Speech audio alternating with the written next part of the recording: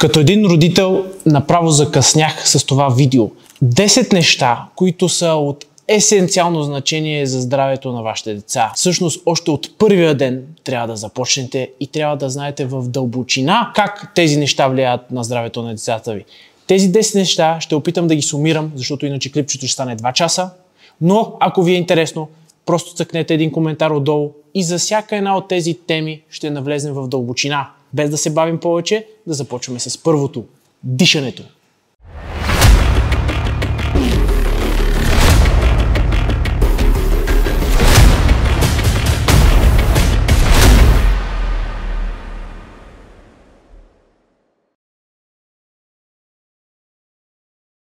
Дишането. Какво трябва да знаете? Не съществува дишане през устата. Дори като във фитнеса да тренирате, защото все пак сме някакъв канал за движение, не трябва да се диша през устата. Устата е за говорене и за ядене. Дишането защо трябва да се случва през носа? Защото там се пречиства въздуха, затопля се и минава през филтър. Цялостен филтър. Докато ни стигне до дробовете, градусите, независимо колко е навън, дори да е минус 40, до дробовете вече е 18 градуса. През устата няма такъв стопер. Другите неща са, когато дишаме през устата, ние изсушаваме въздуха в устата си. И какво става при сухия въздух? Бактерии и вируси. Няма да влизам пак в подробности, защото това ще стане много дълго клипче. Имаме специално клипче за дишането през носа при възрастни, което е доста сходно и идва от там. Ето тук горе го оставям. Но накратко това ще промени вашето дете визуално. То ще изглежда, грубо казано, по-грозно, ако започне да диша през устата, защото това ще изкриви целият му череп. Виждате ли моя колко е тесен? Това е една от причините. Челюстта се прибира навътре и се издължава, защото не може да прогресира напред и настрани, както е една нормална челюст. И сега трябва да сърбам по парата за неща, които, за съжаление, не съм правил като дете и като бебе. Пряко свързано с цялостното ви здраве. Свързано е с кариесите ви в устата и какво ли още не. Най-вероятно тези картинки, които оставям, са достатъчни, за да разберете тези разлики, но как да го проверите това нещо? Следете детето, как спи. Спи ли с отворена или с затворена уста? Хърка ли? Ако тези двете неща са налични, имате много тежък и сериозен проблем, който задължително на секундата трябва да му обърнете внимание при специалист. Но ако спи с затворена уста, може спокойно да му натиснете устата и да видите езичето дали му е залепено горе в непцето. Следващото нещо, което да наблюдавате е когато детето се съсредоточи, до когато е в покой и си играе с нещо, отворена му ли му устата. Невъзможно е детето да се чувства добре и да му е отворена устата. Дори когато боледува и му е запушено нослето, не може да му е запушено на 100%, освен ако няма преди това някакви проблеми. И всъщност, където и да го видите с отворена уста, ако не яде или нещо не говори, имате проблем. Може да идва от много места, при децата, бебетата, идва от кофти храна, от алергии, са двете основни неща, но след това се задълбочават, защото колкото по-малко е пространството тук в устата, толкова по-голям е възпалителният процес и третата сливица се увеличава, всичко, лигавицата се подува и се увеличава, не защото имате някакъв сериозен проблем, а защото просто не минава достатъчно въздух оттам и няма достатъчно пространство и тогава естествено се отваря устата като защитен механизъм. Ще извинявате, че гласа ми е малко съден, обаче гледам аз видеото и не ви давам решения, а само ви наплаших. Така, това е поправим проблем. Дори и на моята възраст малко е поправим. Но, как? Когато отидете при уши, нос, гърло, той може да ви каже, че трябва да махнете третата сливица, трябва да махнете това, трябва да махнете онова. Нищо не трябва да махнете. Единственото, което ви трябва е разширяване. Така, има специални устройства при ортодонти, които се казват разширители на горната челюст. При големите хора метода е MARPI. M-A-R-P-E.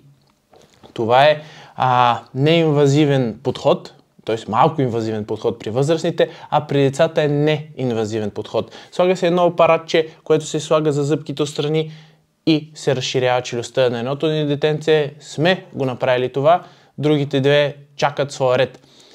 Това нещо по никакъв начин не носи кой знае какъв дискомфорт, може би за един ден, 2 дни максимум, но идеята е да може да му разшири челюстта. Това обаче е супер начало. Хубавото обаче е, че дори и без такова устройство, което не е много ефтино, между 800 и 1000 лева е цялата процедура, всъщност има и друг начин, но той е по-бавен и не може да бъдем сигурни, че ще е на 100%. Той е миофункционалната терапия на устата, т.е. силови упражнения за езика. Езика не е просто някой си мускул, това е 8 мускула, които са изключително мощни. И когато той не се ползва, няма какво да държи черепа.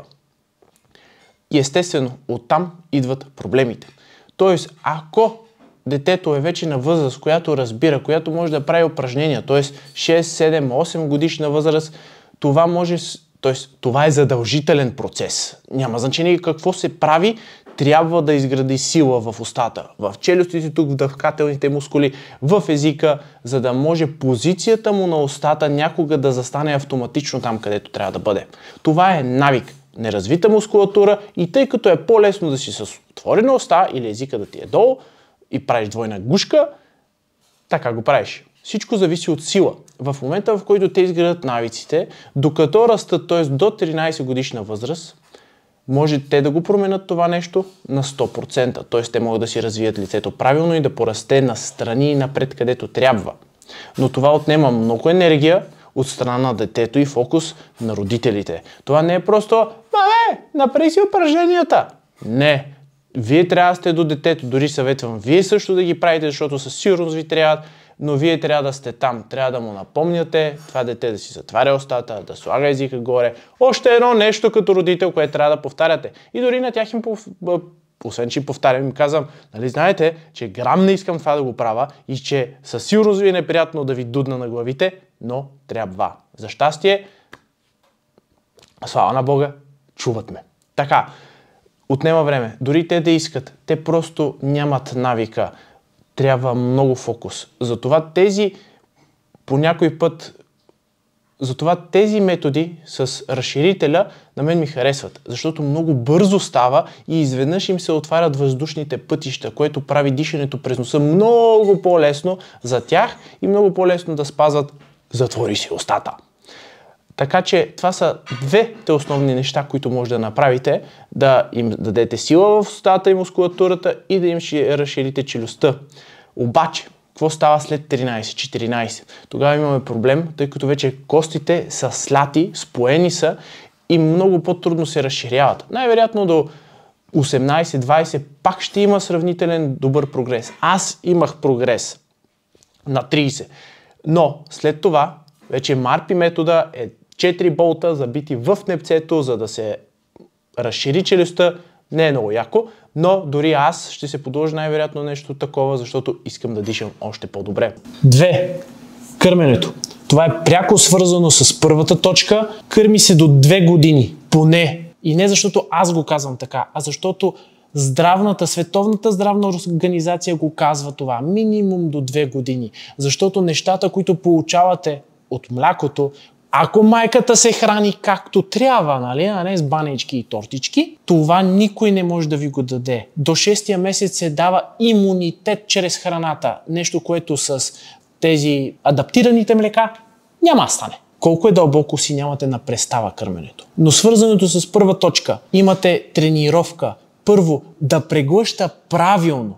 Да може да тренира тази челюст, за да може после, когато дойде трудната твърда храна, то да е подготвено, да се научи докато преглъща правилно, що е важно, за да не се задави, да може да диша през носа. И това е нещо, което е много важно после, когато се захранва това дете. Когато се научи да стиска и да смуче, той, пак казвам, детето, започва да се учи и тази мускулатура да се тренира. А чак когато се започнат зъбчетата, тогава е и следващата точка. Жената вика, че току-що изгубих 90% от гледащите майки, защото... Знаете ли що? Защото е трудно. И да, някои сега ще се засегнат, може да даже някое обидно коментарче да получи, защото аз съм мъж и нищо не разбирам. Може да съм мъж, ама детето е и мое. Аз пък имам други задължения. 9 месеца, минимум 9 месеца преди жената да забременее от мъжа, мъжът трябва да е в топ физическо и психическо здраве, защото сперматозоидите предават тази информация. Тоест, ако аз съм зле, психически или физически, 9 месеца преди да се роди детето, детето също ще е зле заради мен. Също важи, разбира се, заради майката. 50% от ефективността на плацентата зависи от мен. Така че всеки си има своите отговорности. Но това, че вие сте жена, не значи, че аз трябва да се съобразявам с това, че вие не искате да направите нещо. Ако не искате, обмислете първо преди да си правите деца. Ако не можете да жертвате себе си заради детето, обмислете ги нещата. Няма момент, в който да кажете, аз нямам карма. Не бе, няма как, защото иначе децата ще умират. Имате някакъв проблем. Ако имате някакъв проблем, сте 1 на милион. И хората тогава са ги хранили с козе мляко. Много хора просто се оправдават. Когато ти не живееш като хората, носиш пластмаса върху себе си и ядеш преработени боклуци, е нормално хормоналното ти ниво да не е оптимално и да имаш проблеми. Но това е проблем, който е трябвало да се вземе още преди това. Другото, което е, когато му дадете адаптирано мляко, освен че не знаете какво има вътре, ако навлезнете в адаптираните млека, кой ги произвежда и как ги произвежда, може и да се позамислите. Но какво става? Биберона е много по-мек. То капе или тече. Тая физиономия, тези мускули всичките не се тренират. А оттам, както казах, най-накрая трета точка. Захранване. Най-често захранване – кашички. Ама кой печели от кашичките? Кой прави кашичките? С какви неща се правят кашичките? Ваша си работа. Вие си разберете. Но това е абсолютно нездравословно. Много простичко. Какво се случва, когато лъжицата влезне в устата на едно дете и вътре има кашичка? То се опитва да я преглъще. Влезнете малко по-подробно и разберете как преглъща едно дете и всеки един човек. Езика трябва да се удари горе в непцето и да натисне назад.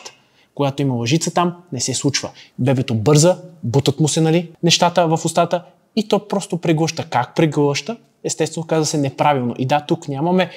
Това е друг вид преглъщане. Не, това е абсолютно неправилно преглъщане. Има единствен начин да се преглъща правилно, който тренира езика, който е изключително мощен мускул. Това с прибор в устата на едно бебе, което още не знае какво става, е абсолютно невъзможно това да се случи. Особено с родители, дето ето хапвай, бързо, тук трябва.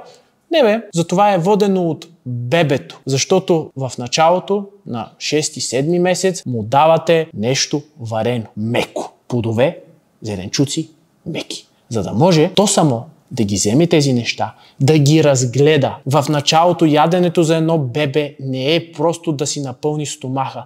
То изучава света, пипа, гледа това ост, това меко ли е, това жълто ли е, синьо ли е. То се тренира, ще го близне, ще го гледа, ще го фърли, ще го вземе пак. И това е една игра, това е една интеракция, която не трябва да отнемате на едно дете. След това ще си хапне. То знае колко. Няма да си натъпче устата. Може да си натъпче някога сигурно, но няма да го повтори. Ще дъвче колкото му трябва и ще преглътне както трябва, защото то не си губи тези навици, които е развило от първия ден с кармата. И лека по лека се вкарват другите храни. Такива парчета, които са малко по-големи, но все пак достатъчно, за да може да си ги държи в ръката и да не му тежат и да ги отхапва, което започва трениране много сериозно на дъвкателните мускули тук, което да му промени начина, по който изглежда.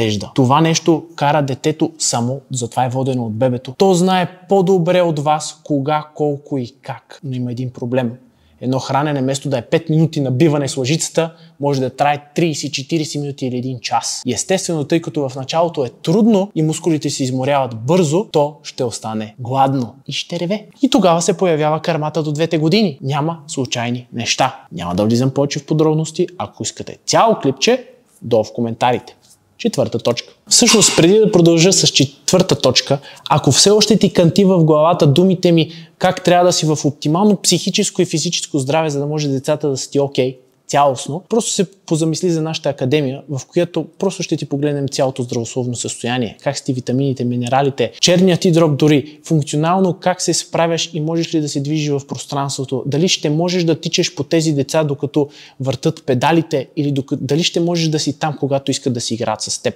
А сега четвъртата точка. Първо започваме с количката и след това ще стигнем и до проходилките. Количките. Те са супер удобни. Бързо става, детето спи в тях, но когато започнем да ги изправяме тези деца и да седят, тогава нещата малко се променят. Това не е натурална и много удобна позиция за детето. Да, то се кисне там, но това може да го изкриви. Виждал съм детски изкривявания, защото се обляга на една страна на количката и се изкривява дългосрочно, защото гръбнака му още не е готов. Макар че е готов да седи, не значи, че е готов да седи 1-2 часа или там колкото е време. Вие не знаете колко. Но за щастие има решение и то е раница за бебеносене. Не слинг. Когато е малко още, може с слинг. После идва бебеносене. Ама не кенгурото, дето му висят така краката. Ами много хубаво, докато си правя клипчето, жената отгледала децата, знае.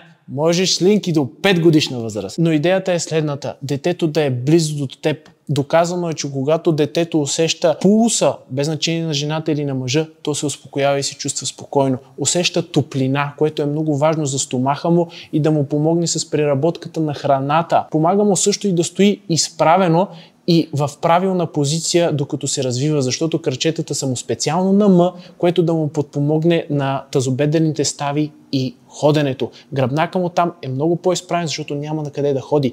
И цялостно бебето се чувства в спокойствие. Не случайно приматите ходят и са се гушнали в майките си и в бащите си и се държат там. Просто така е най-хубаво и за тях, но е най-полезно. Да, някой от вас ще каже, ама то ме боли кръста, ама то ме боли гърба.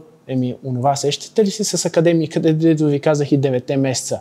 Това не е случайно. Вие трябва да сте оптимални хора, за да може да се грижите за детето си. Следващото, както казах, са проходилките. Първо, няма да се научи бързо да ходи с проходилката. Второ, отново, това тип кенгуру и увисване е изключително опасно за ставите му. Първо, ще се научи да ходи на пръсти, да бута на пръсти, защото не усеща земята както трябва и няма стабилизация. И усеща, че може много лесно да се придвижва на пръсти, но това няма нищо общо с истинското ходене. Второ, ще има стрес и натиск върху тези тазобедрени стави, не само и върху гръбнака, по много странен и абсолютно ненормален начин. Детето ви няма да се проходи бързо. Има неща като тип трамплинчетата, които са във формата на проходилка, но само подскачат. Те са готини, но те са за 5 минутки, 10 минутки и това му тренира мускулатурата на краката.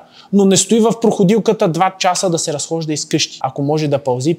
Ако не, да, по-лесно е да оставите детето да се забавлява и да не ви закача 2 часа, защото му е интересно да ходи в тази проходилка. Но вие трябва да изберете, искате здраво дете или искате свободно време. Но как всъщност прохождат децата? Аз не съм чул за дете, което да не иска да ходи и да не иска да се научи да ходи. Но трябва да му дадете оптималната среда, която е максимално близо до животинската среда. Как? Боси, бе. Боси. Ама на него ще му е студено. Ама на него това, ама на него нова. Не бе, на теб ти е студено. Ти си изнежен и внимателен и ходиш с мекички, криви обувки. Имаме клипче за обувките, тук го оставам за децата специално да си гледате, няма да влизам в подробности. Но ако искате обувка, босите обувки, за това е клипчето. Защо те? Защото името им подсказва максимално близо до това децата да са боси. Но по-доброто от това да са максимално близо да са боси, а да са реално истински боси. Забравете абсолютно чорапите. Виждал съм адски много родители, които всъщност не осъзнават, че децата им, бебетата им носят тесни чорапи и колко бързо им расте крака и всъщност чорапите ги смачкват. Повечето бебета, да не кажа всички, искат да си ритат и да си махат чорапите. Някоя майка, ако гледа сега, може да драсне един коментар да каже нейното дете дали си е махал чорапите. Просто им пречат. Краката,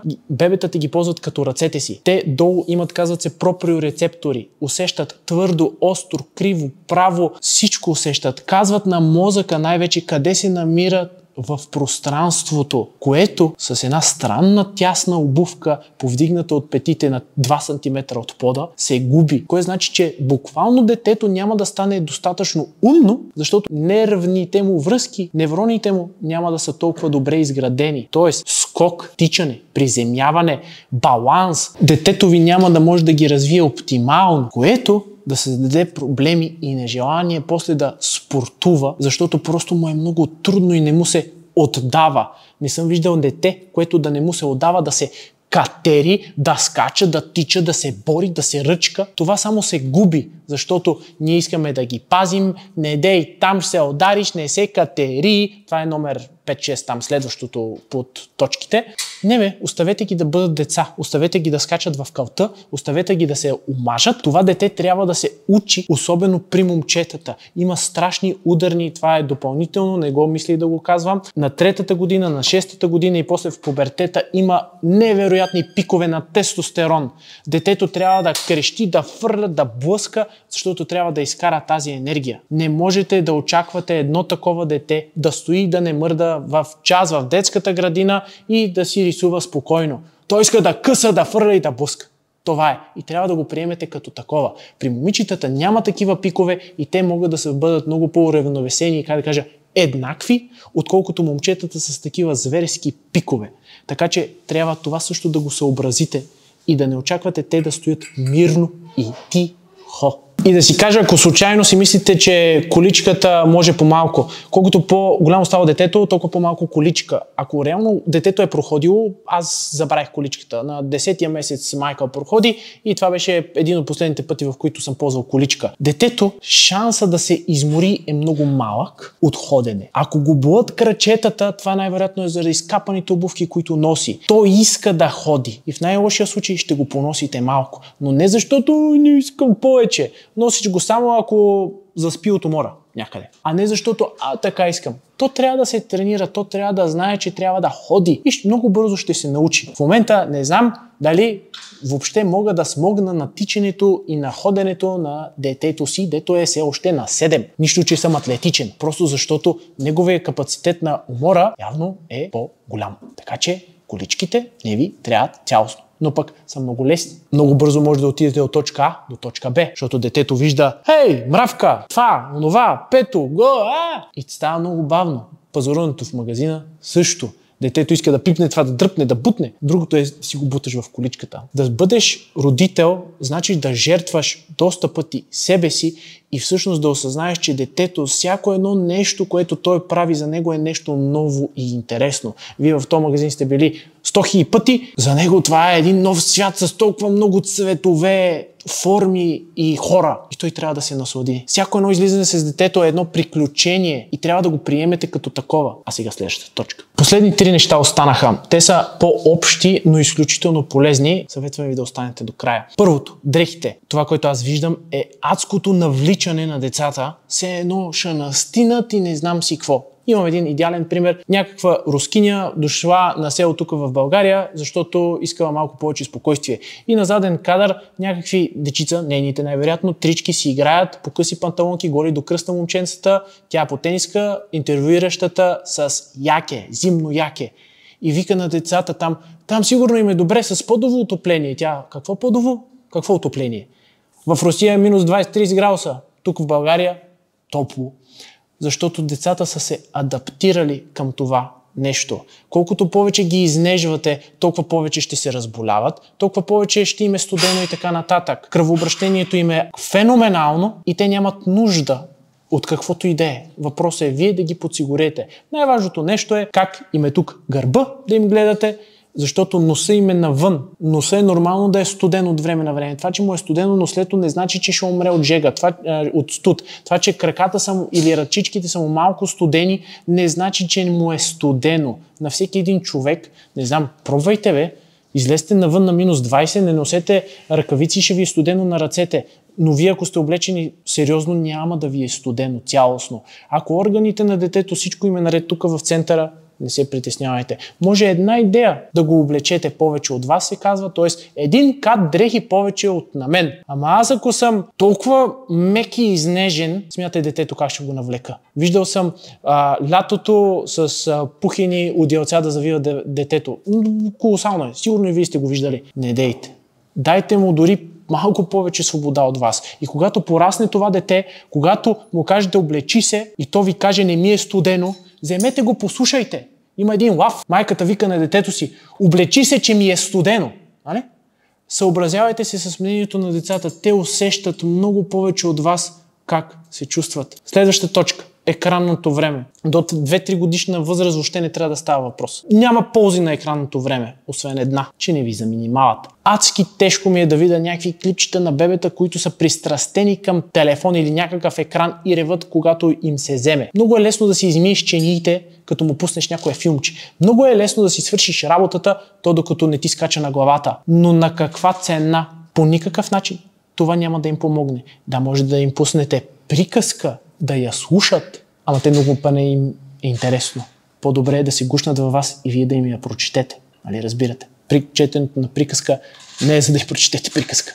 Така че няма да влизам в подробности, просто забравете ги до поне 3 годишна възраст. И последно, но не на последно място, захарта. Няма значение от възрастта. Това е твърдо не по принцип. Не. И не, ама то сега е празник, ама то само едно яйчице, аз отдавна не съм го виждала и някакви такива неща. Не бе, не. Детето не може да преработи такова голямо количество захар и е абсолютно вредно. Разбива му вкусовите рецептори, разбива му чревното здраве, разбива му психиката. Поне един път в живота сте се виждали дете, което е хапнало шоколад или захар и после е изперкало. Просто защото тялото, мозъка избухва и трябва тази енергия да я изразходва максимално бързо, защото е в хаос. Няма никакви ползи от захарта, има само вреди. Кариеси, диабет, липса на фокус, няма да продължавам. Няма плюсове и няма, ама то само малко, защото това е по-тежко пристрастяващо, отколкото кокаина. Има едно проучване, може да го потърсите в интернет, защото не знам дали ще го закача долу, но едните мишки са на кокаин, другите мишки са на захар и когато им ги спрат, тези, които са на захар, абстиненцията ги държи по-дълго време.